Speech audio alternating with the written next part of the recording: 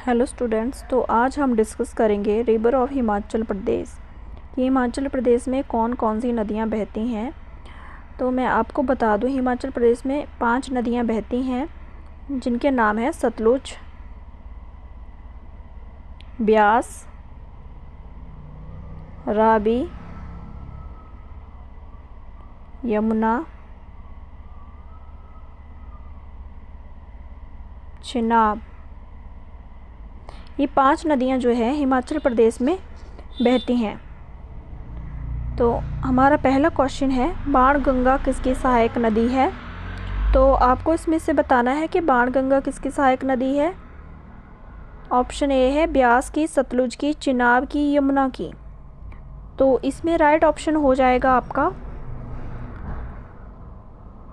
यमुना की। यमुना की सहायक नदी जो है, यमुना की नहीं, ब्यास की सहायक नदी जो है बाणगंगा है। हिमाचल प्रदेश में ब्यास की कितनी लंबाई किलोमीटर है। तो इसमें आपको बताना है कि जो ब्यास नदी है वो कितने किलोमीटर का एरिया कवर करती है। वो आपका करती है 256 किलोमीटर का।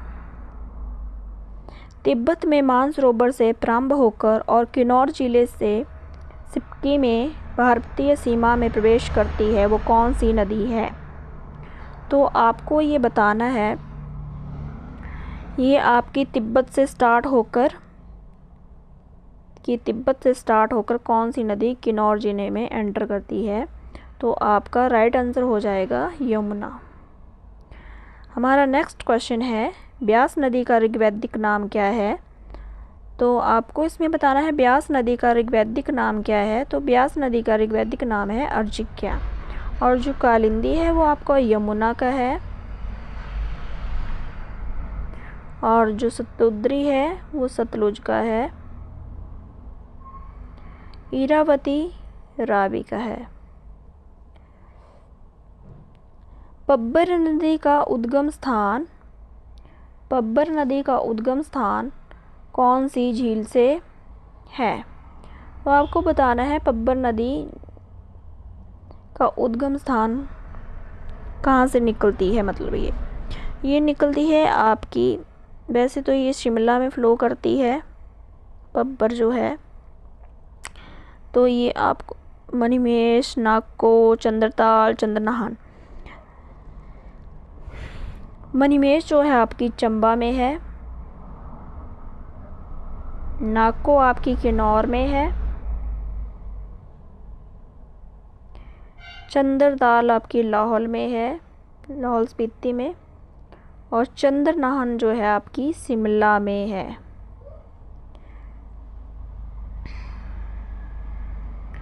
तो आपको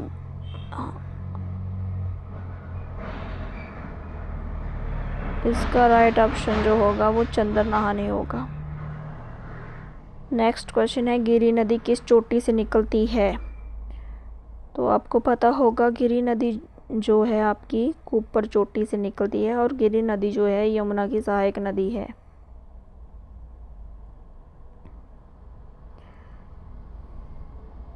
सतलुज पर ज्यूरी पुल का निर्माण किस वर्ष किया गया था। इसका राइट ऑप्शन हो जाएगा 1889 में। तो इसी के साथ जो है आपके ये क्वेश्चन ख़त्म हुए। तो अब मैं आपको मैप के थ्रू बता दूं कि जो ये सतलुज है वो इधर से एंटर होती हुई शिमला में, ये मानसरोवर तिब्बत है, इधर से शिपकीला में एंटर होते, शिपकीला दर्रा जो है इधर, फिर ये छुहारा नामक स्थान से शिमला में एंटर करती है, और इधर से बास्पा और स्पीति। बास्पा जो है करछम में मिलती है,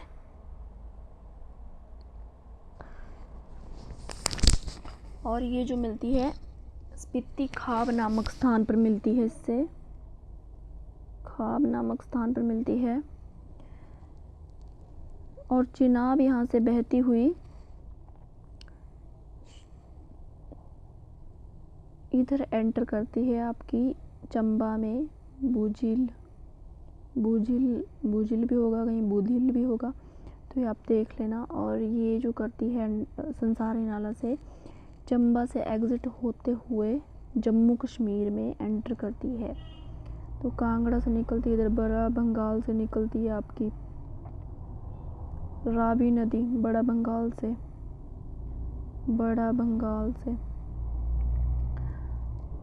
अगर आप मैप के थ्रू पढ़ोगे तो आपको इजी हो जाएगा याद करना।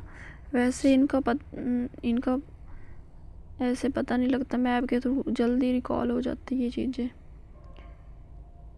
तो ये इधर से खैरी नामक स्थान से एग्ज़िट करती हैं। और यमुना, ये बच गई। ब्यास जो है, अब बताती हूँ मैं आपको। जैसे ब्यास जो है ये लाहौल है, लाहौल से जाते हुए ये इधर से क्या हुआ, ये लाहौल से इधर से होते हुए, जब ये लाहौल से गई ना तो लाहौल से ही निकली है रोहतांग से, रोहतांग दर्रे से, ब्यास कुंड से। तो ये बजौरा में मंडी, बजौरा,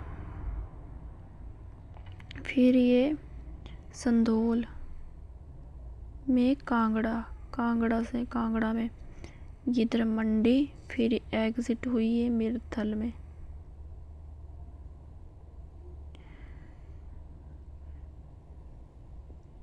तीन जगह से। तो ये था नदियों के बारे में।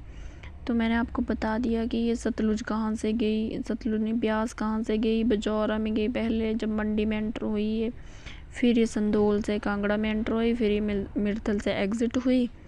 फिर जैसे मैं एक बार फिर बता देती हूँ आपको, जैसे चिनाब इधर से निकली, चिनाब इधर से गई सीधे मतलब चंबा में चली गई। तो इधर से निकली वो लाहौल से पहले, फिर चंबा में एंटर किया उसने, चंबा में बूझिल नामक स्थान से एंटर किया, फिर संसारी नाला से एग्ज़िट। ठीक है। फिर आपका इधर मैंने आपको बताया जब ये जो जैसे ये आपकी बासपा, ये स्पीति, और ये आ गई सतलुज। तो ये आ गया आपका करछम, ये अब आपका आ गया ख्वाब नामक स्थान में। और ये शिमला में एंटर करती है जब इधर से, तो इधर आ गया छुआरा नामक स्थान। और ये शिपकिला इधर से निकलती है मानसरोवर से, और किन्नौर में एंटर करती है शिपकिला दर्रे से। ठीक है।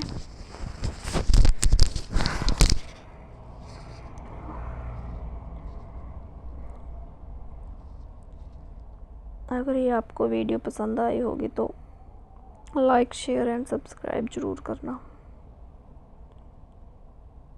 Thank you.